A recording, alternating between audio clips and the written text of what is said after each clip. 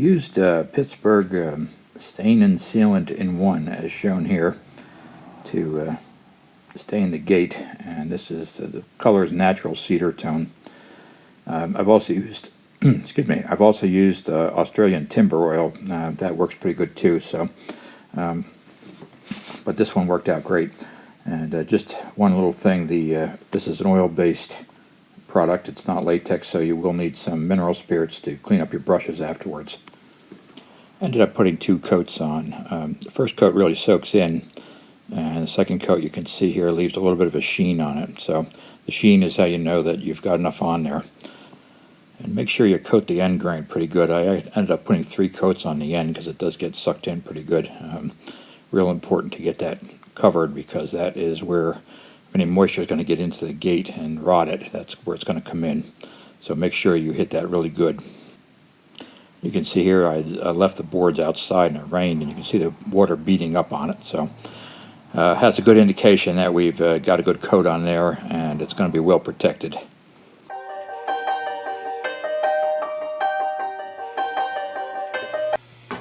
What I had originally intended to do was to drill holes all the way through the top and bottom rails and then screw the slats onto it like that with long screws. That's the way I built the last gate that I had. When I thought about it a little bit, what I decided to do was to put another strip of wood on top of the rail and screw the slats to that instead.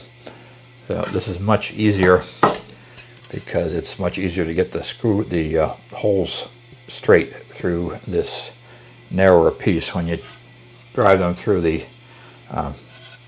2x4, the holes are quite deep and it's difficult to get them to come out in the right spot on the top. So I decided to do that. There is also another reason for it. The distance between the top and bottom rails was 61 inches, and the pipe only comes in 10-foot lengths. So we would have needed 4 pipes to get the 61 inches out of it because we were an inch short. With this setup, we only need 2. So the pipes are about $19 a piece. So by doing it this way, we'll save $38, and I didn't have to buy any more wood. This was just left over from what I'd already used. So that worked out. It saves us some money, and it makes it a little bit easier to assemble the whole thing. So this is the way we're going to do this. Now, in order to make the marking out process on these slats, on these extra boards here, easier, I laid this out on a piece of poster board.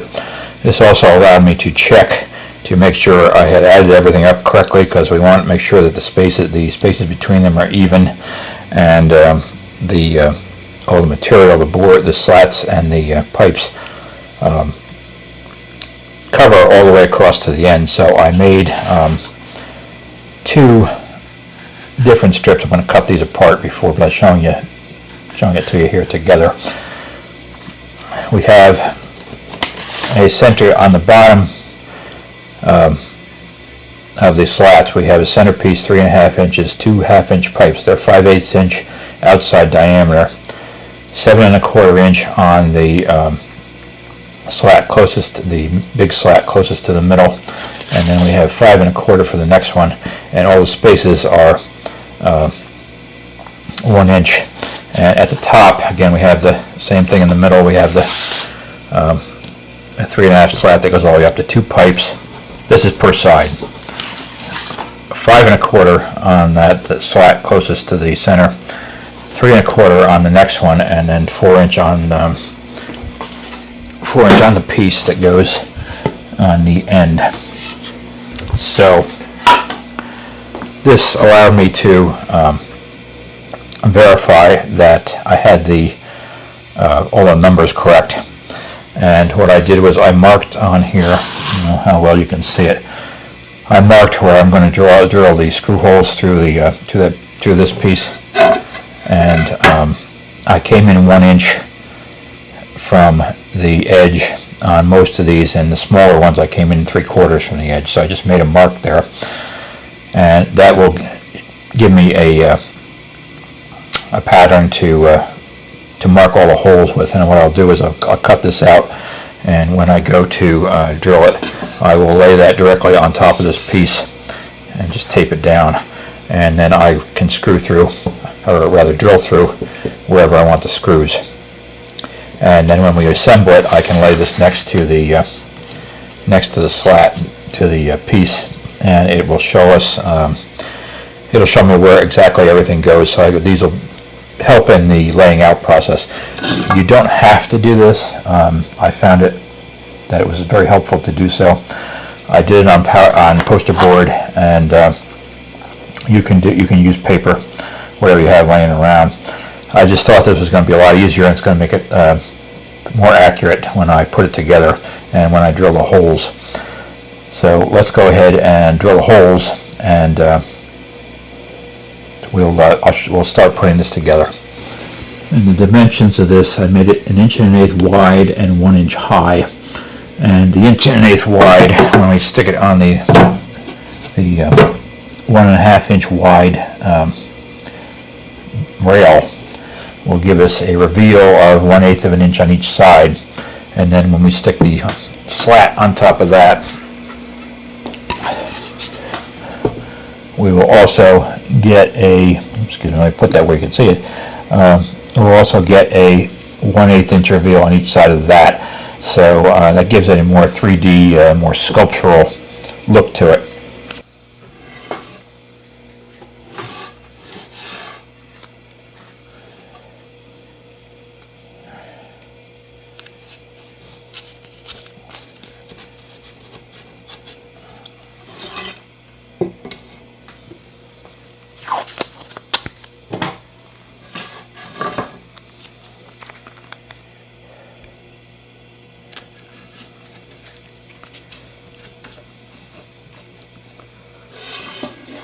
So I just laid that on there and taped the ends on, and better just to use the punch, and that'll give me a divot to start the drill bit.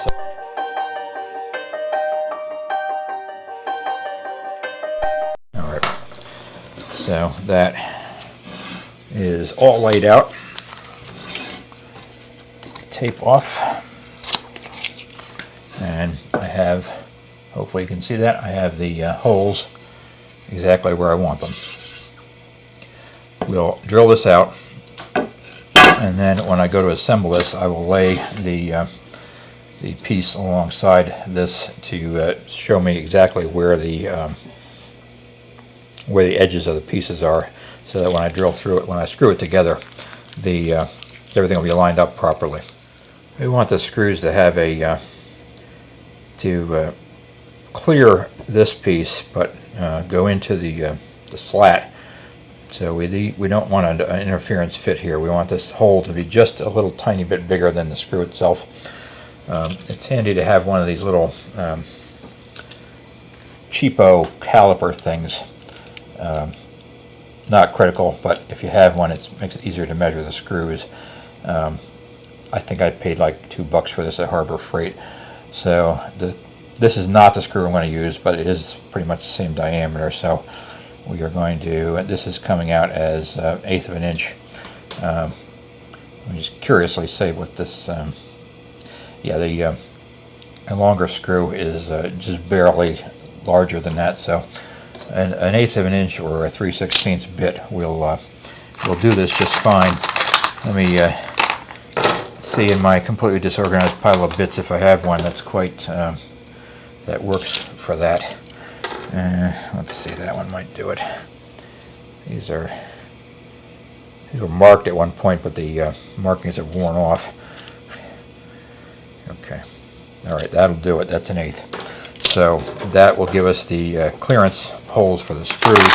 No big trick to doing this. The only critical thing here is I want to get the hole down here as straight as possible.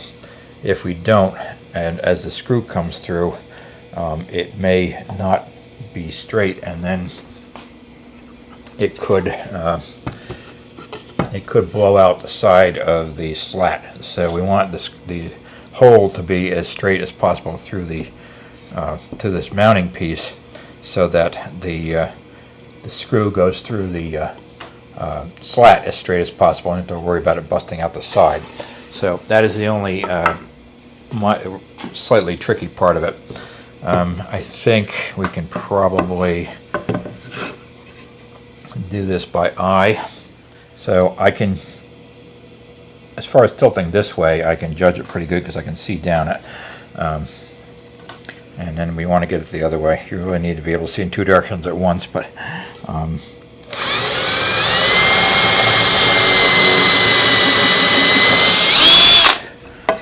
and I'm drawing into a waste block. This will be the back side of it. Let's just do this. I can put that drill bit through there and see how square it is. Oh, that's good. Okay. So if you're not comfortable eyeballing it, you can use your square to square it up as you go. You'll just need a longer drill bit to clear the square. So for example, this one isn't quite long enough, but what you could do is just hold that like that and then start to drill down. And once you're in there, 3/4 of an inch or so, you're going to be straight. Don't have to worry about it. But I've done this enough times that I feel reasonably comfortable just eyeballing it and getting it. Just eyeballing it and getting it pretty much where I want it to be. So do whatever you feel comfortable with. And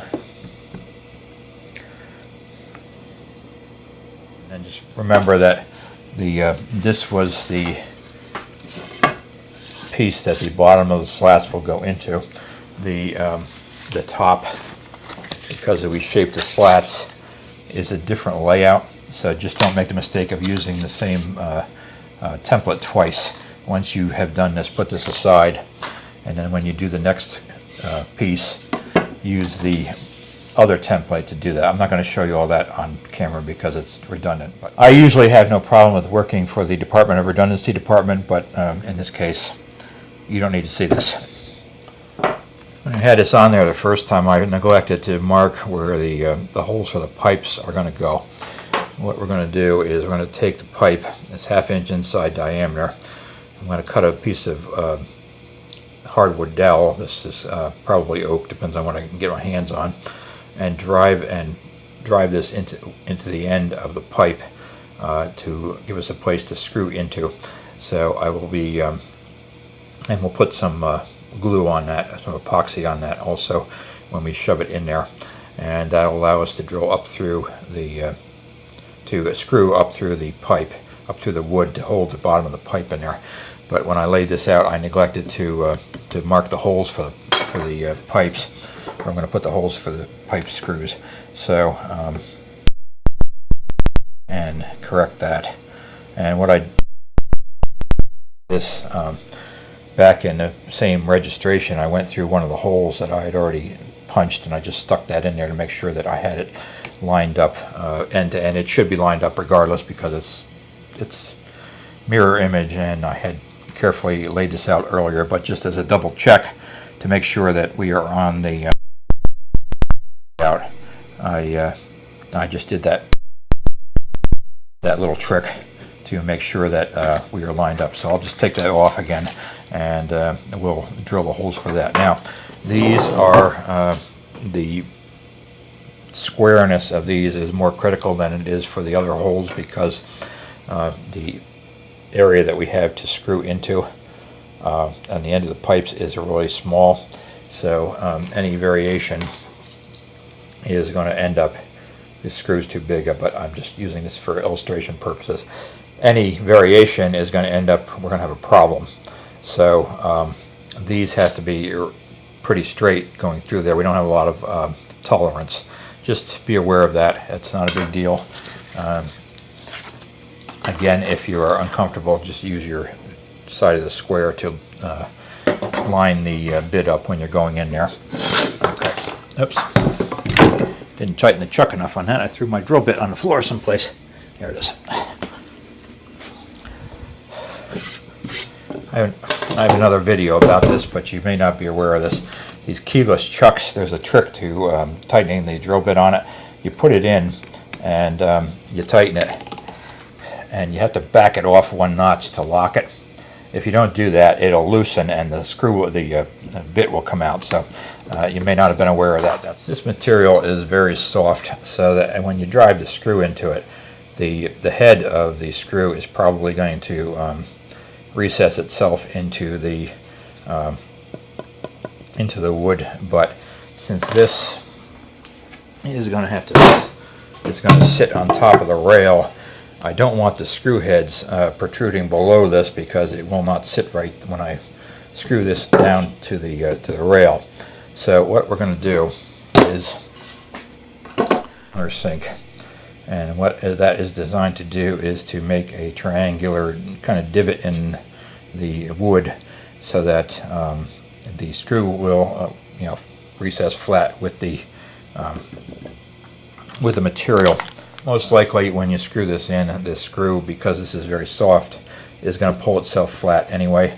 But as a matter of good practice, what I'm going to do is I'm going to use this countersink, and this is a, let's see, that's a 1/4 inch. Let me just check this against the screw head here. All right, actually that's not quite big enough. Let's use the next biggest size here. All right, in the set that I have a 1/4 inch, and this is the next biggest one. This is 3/8.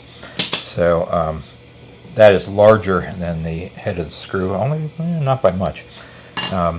So basically all we want to do is run this in until we just have a, let me show you here. Hang on. I'm not making a lot of sense here. Let me show you on the board here what we want to do. If that's the surface of the wood and we're going to put a screw in through there, what we want to do is to create a just enough of a pocket like that around the hole to allow the top of the screw to sit flush with that. We don't want to do this, because if you overdo it, you can do that. It's not really any harm to it, but that's not necessary, and we don't have a great deal of depth to this piece. It's only 1 inch thick, so I don't want to do that, because it leaves less material under the screw head, and that's going to be weaker. So let's shoot for this.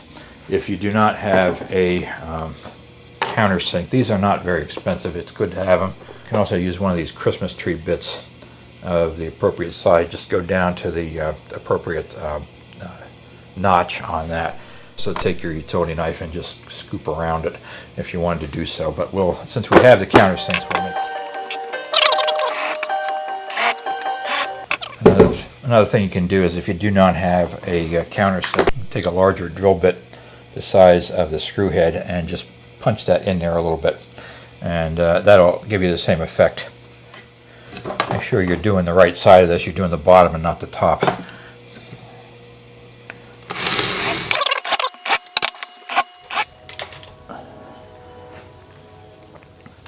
Let's start assembling this. What I'm going to do is I want to lift the slats up a little bit so they're centered on these cleats. And what I found was I need to lift them a 3/16, and I had some paint sticks laying around that, and they're 1/8 inch thick. And I found out that if I put three thicknesses of poster board on there, that will hold it up where I want it, and then I don't have to try to hold it up and screw it at the same time. It should center itself pretty good, actually. Let's take a look at that. Actually, it looks like 2 might do it.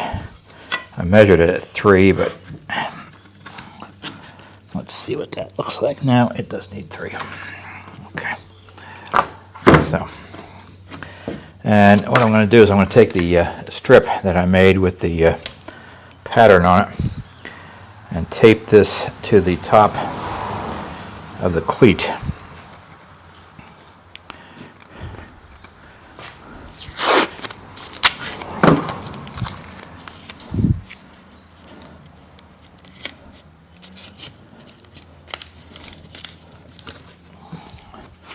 And using that, I can line up the slats, and just make sure that you're using the proper one, because they are different top to bottom. And orient all your boards properly. I got the bottoms of all these laying here. Also, because these are rough on one side and smooth and planed on the other side, I want to make sure that I have all the plain sides up, so that one side is rougher, one side is smoother, just to be consistent with it. And let's see, we also, sorry about the noise there, also make sure, and I'm also sorry about the lighting, because I don't have good light here in the garage. I don't have room inside the workshop to put this together. Make sure that you have the cleat oriented in the proper direction. In this case, the countersinks need to be down, since this is the bottom one we're working on right now. So I'm just going to line up the slats with the marks on my template and drive the screws through. And what I am using here are, these are 2.5 inch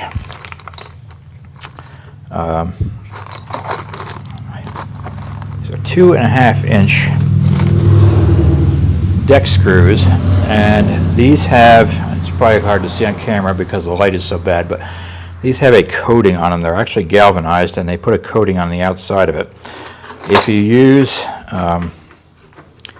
regular galvanized screws in the cedar, it will eventually stain it. It makes a black mark, and it'll leach through, and you'll have big black marks where the screws are hitting. So we don't want to do that. These are galvanized, and they have a coating on them to prevent them from staining the cedar.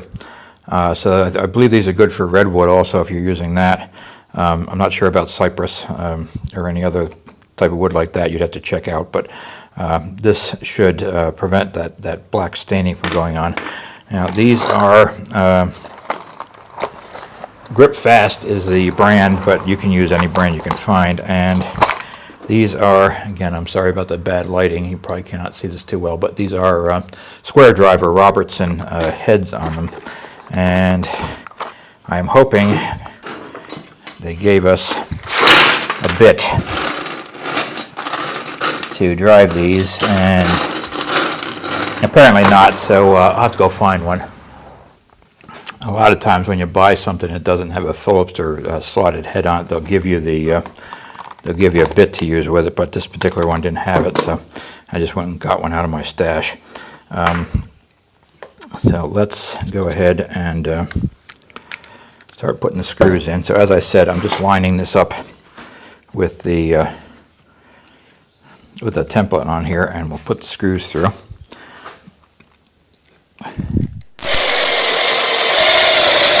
And if I drilled them straight through there, we shouldn't have any splitting on these slats. That's why I'm driving it slowly. If it does split, we will pull the screw out before we do any serious damage. And the countersinks are the right size. It's flush on the end down here as we wanted it, so that's good. So let's move this over.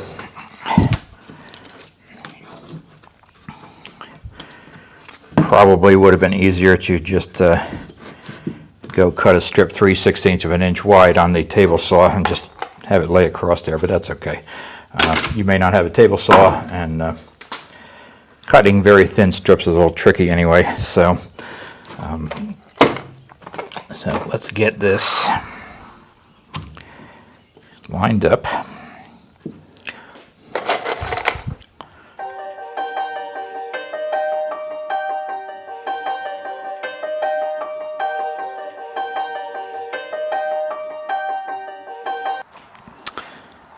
had to change our approach to securing the pipes. Turns out the inside diameter of a half-inch pipe is slightly more than half an inch. And when I tried to glue the dowels in, when I went to drill them to put the screw holes in them, they weren't holding, they just slipped up and down. So instead of gluing that in and putting the and screwing up through it, what we're going to do is I took the cleat and I drilled out where the pipes are going. I drilled out a whole half-inch hole, and what I'll just do is glue the dowel in there, and as we assemble it, I'll slip the pipe down over it, and that way we won't have to, that'll hold it just as well as the other arrangement. It probably was easier to do it this way in the first place, so this is what we'll do to take care of that, and then we'll just put this back together. So we're all set to glue the frame up.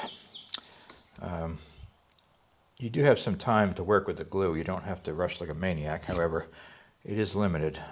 If you start gluing the joints up and you put them together and you don't clamp them right away, the glue can kind of seize up, and then you won't be able to get the joint any tighter. So we don't want to wait too long to do this. So I've set everything up ahead of time. I have a square here to check the make sure that it's square when we do it. I don't have any bar clamps or pipe clamps that are long enough to do this, so I'm going to use a ratchet strap on each end to clamp it together. Now,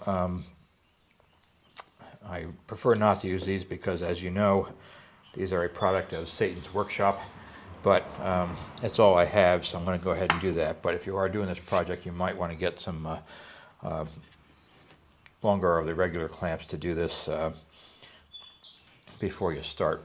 I've also put some blocks under the side rails, under the stiles rather, just to lift that up off the table a little bit so it's easier to clamp it. And the glue we're using, I also have a hammer handy if I have to, and a block if I have to tap the ends a little bit to get this to square up. And I got a little brush. It's not good to have a little paintbrush or something. This is actually an acid brush to smear the glue around inside the mortises and on the tenon. I'm using Titebond 3. Now there are many different kinds of exterior glues you can use, but this one, I've had good luck with this one, so I'm continuing to use it. This is interior and exterior, so since this is going to be outside, that should take care of that. But there are certainly other brands. I just happen to have this one around. So what I'm going to do is open this up, and I'm going to go down and I'm going to put some, try to get it on the wall here of the mortise, and then take the little brush and spread it about. Make sure all the surfaces have some glue on it. This is fairly thick, so there is no trouble coating everything. It sticks good. So you want to get the cheeks, the walls here, thoroughly covered, and we will do the same thing for the tenon.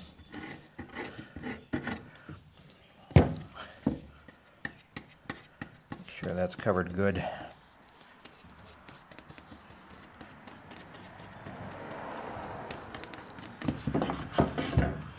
Hit the edges, and we'll do the other side. I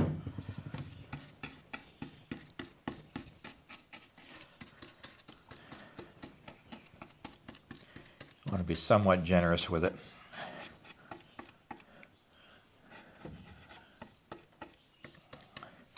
And we'll go around and do the other three, and then we'll come back and clamp it up.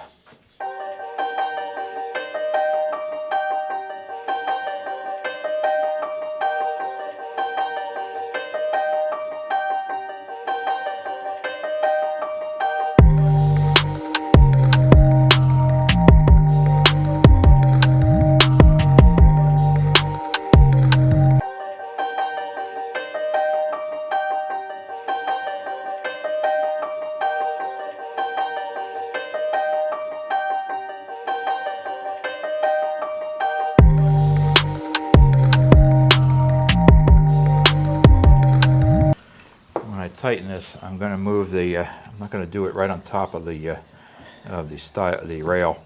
I'm moving the clamp in a little bit so that these hooks do not gouge the wood, and I have or the ratchet here. So I'll just tighten that up,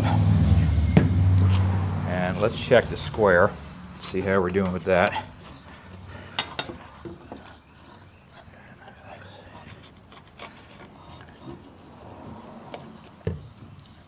Off just a tad. A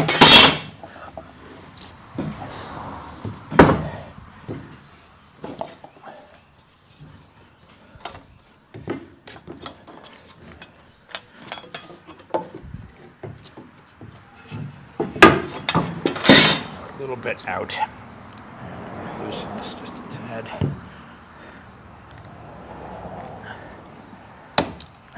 Loosen that.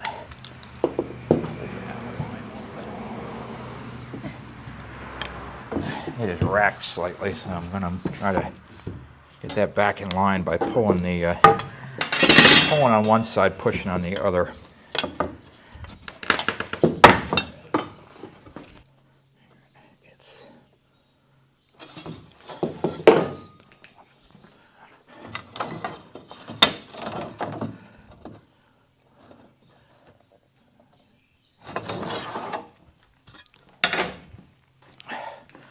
Pretty close. Just give it a little more.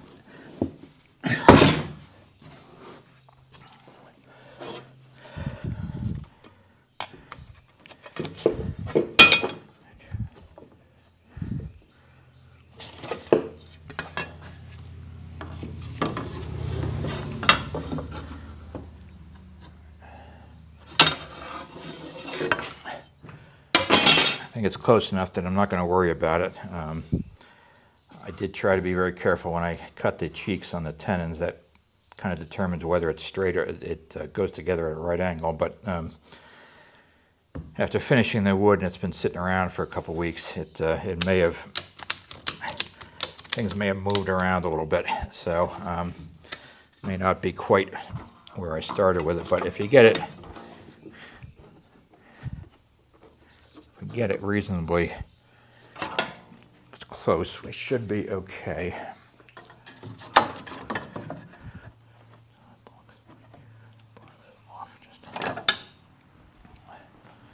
The top actually looks pretty good. The bottom is off just a tad.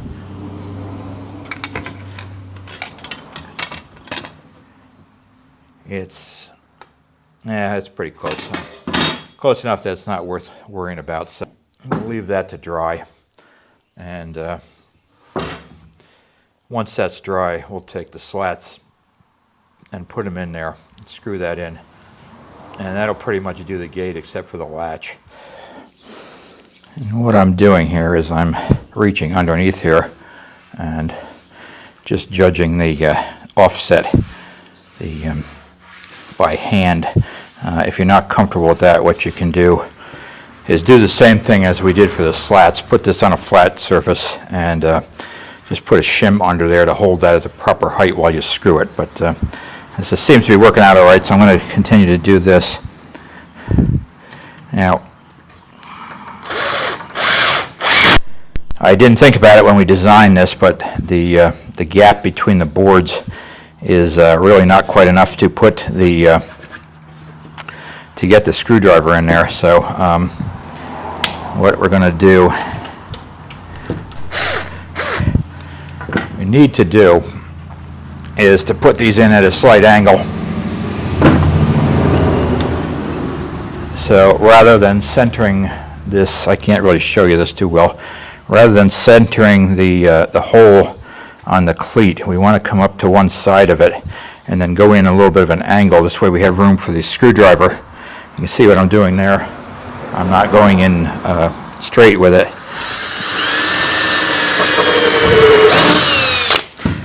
And then we have room to get the screwdriver in there.